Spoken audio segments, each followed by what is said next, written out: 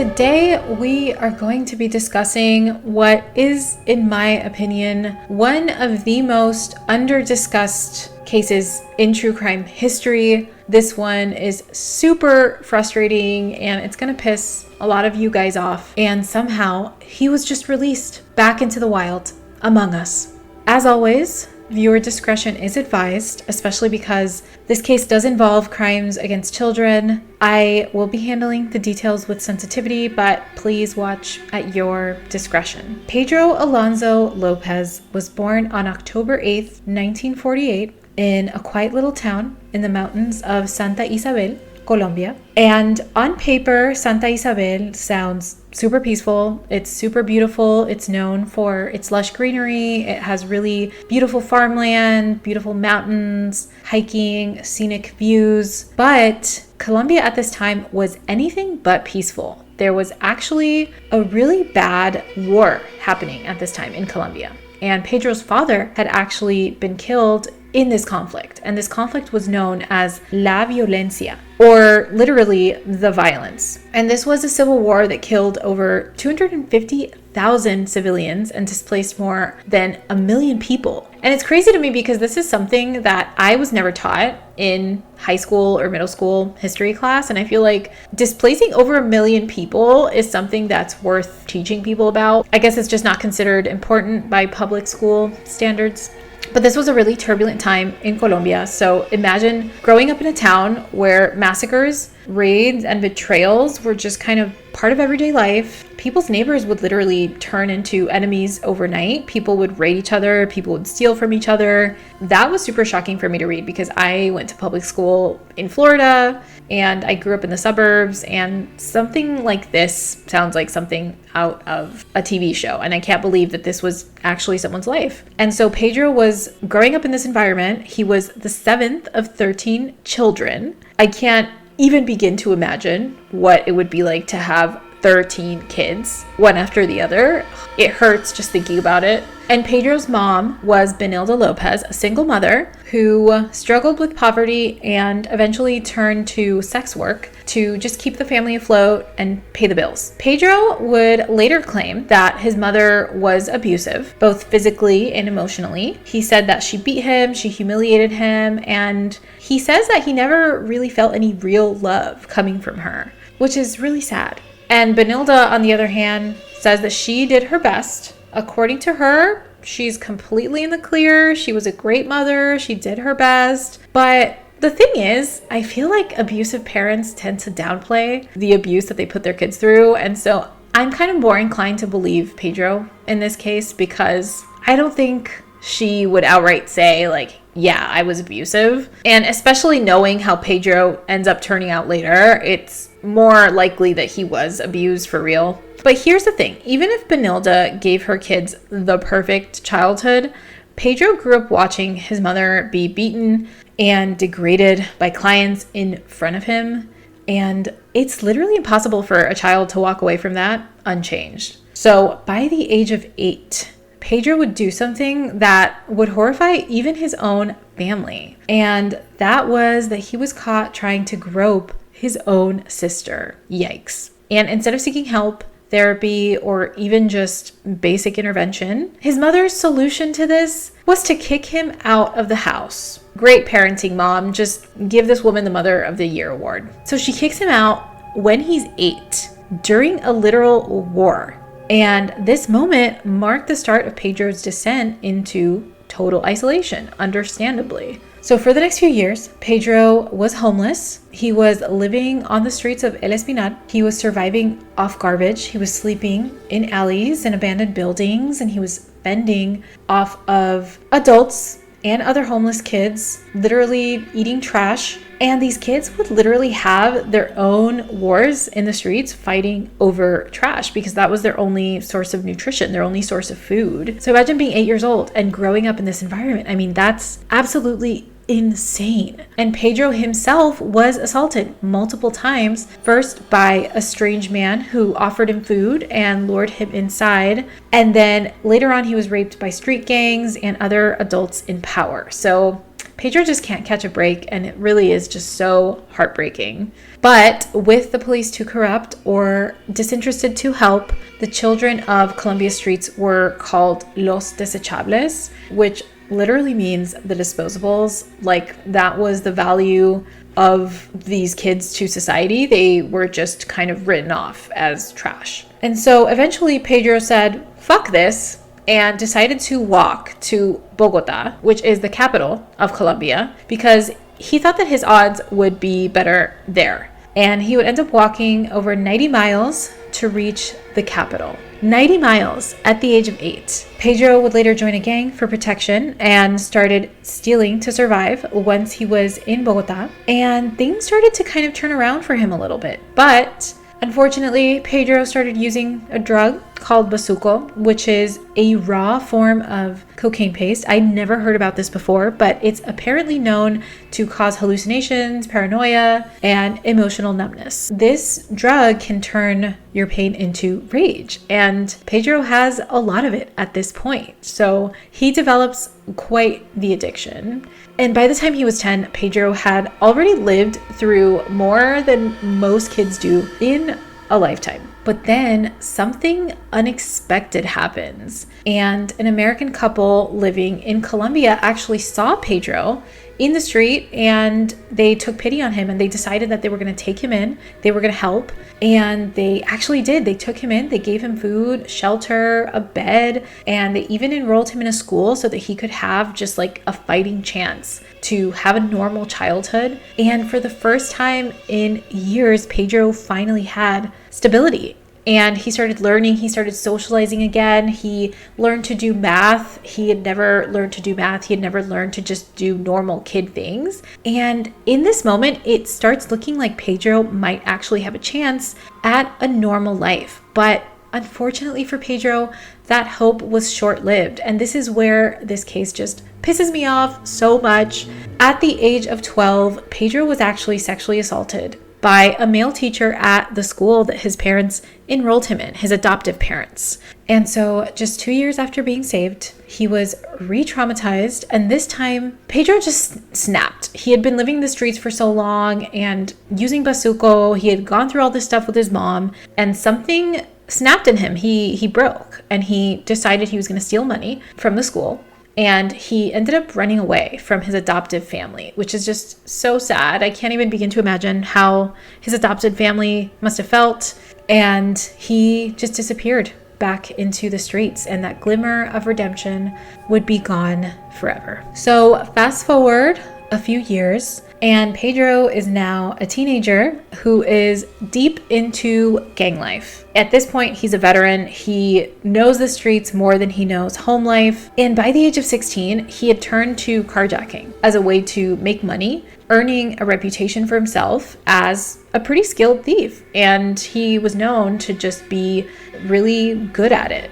But at 21, I guess Pedro got too cocky, got too comfortable with that reputation, and he was caught. He was arrested for stealing a car, and he was sentenced to 2 years in prison. Sadly, this is where everything would change for Pedro.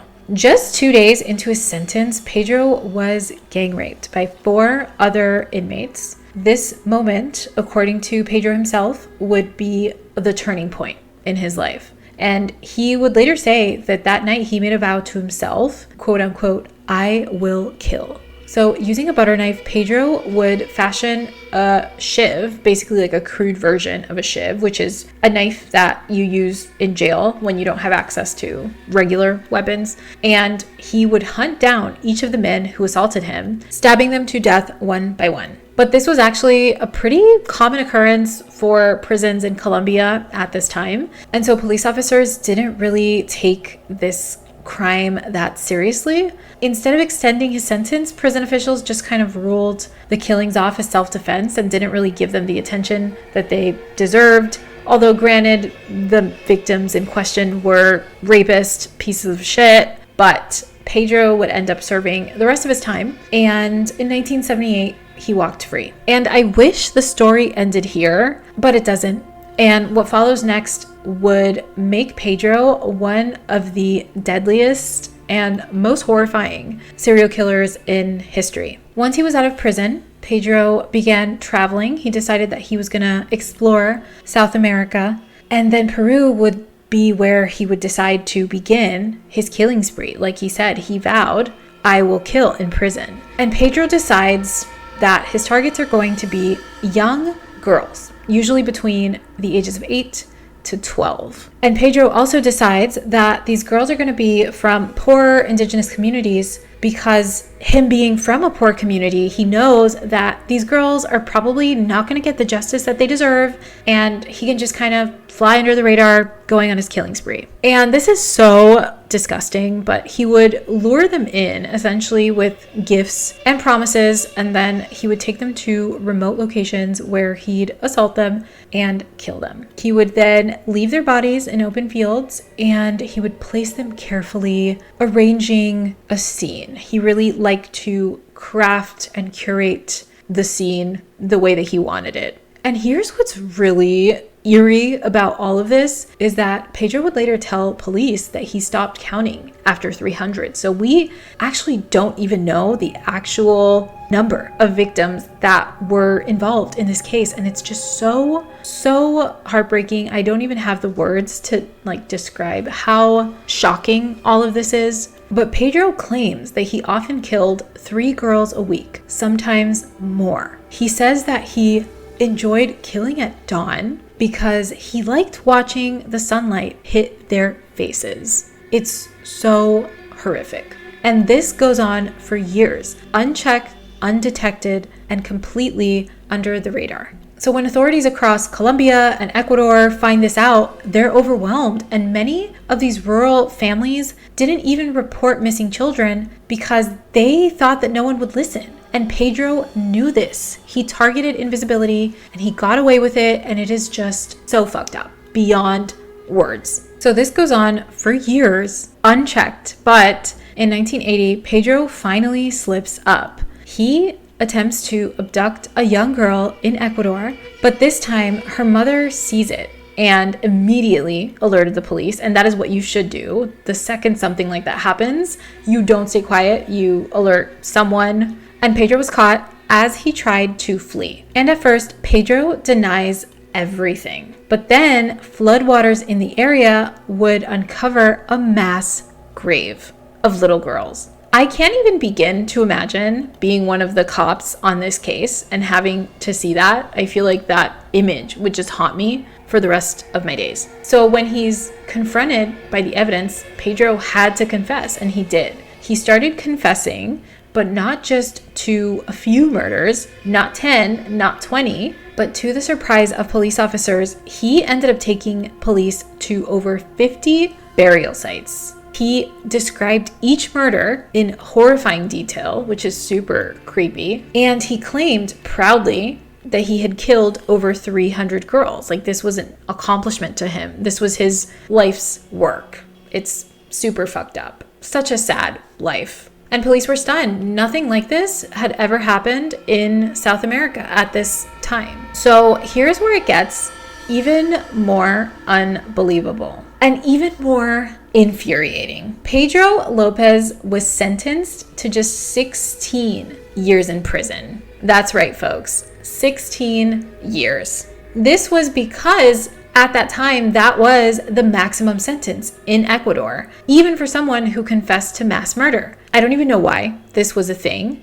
I don't know if this has changed in Ecuador, but I sure hope it has, because that is just ridiculous. But it gets worse. Pedro didn't even serve the full sentence. He was released after 14 years for good behavior. So let that sink in. A man who literally murdered hundreds of children was released from prison early. Now, I want kids at some point in my life, not now, but just the idea of someone who is a literal mass murderer walking among us makes me want to tie my tubes forever. I can't believe that that's a thing, and I can't believe that this is the world we live in. So now Pedro's released, and he is deported back to Colombia, where he was briefly institutionalized. I think he needs a little bit more than a brief institutionalization. I think he needs a lot of help, but okay. And then he was declared sane. I would love to be a fly on that wall when they examined him, or when they like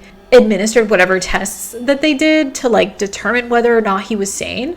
But I'm pretty sure there is like no way that this man would ever in a million years come off as sane. But okay. So Pedro was released on a $50 bail after being declared sane. And then after that, he disappears. There is no trace of Pedro. The last confirmed sighting of Pedro was in 1998. And to this day, no one knows where he is or whether or not he's still alive. He could be in hiding, and he could possibly still be killing. Ugh, the whole thing sends a shiver up my spine, genuinely. I like never want to leave my apartment. There is a speculation that he may have crossed into Venezuela at some point or changed his identity entirely, but nothing has ever been confirmed. And so we just don't know. And it just makes me so mad. So that is the story of Pedro Lopez. This is honestly one of the most horrifying cases in true crime history, in my opinion. And what's crazy to me is that most people have never even heard of this man. And I think the reason for that is that his victims were poor, and they were brown, and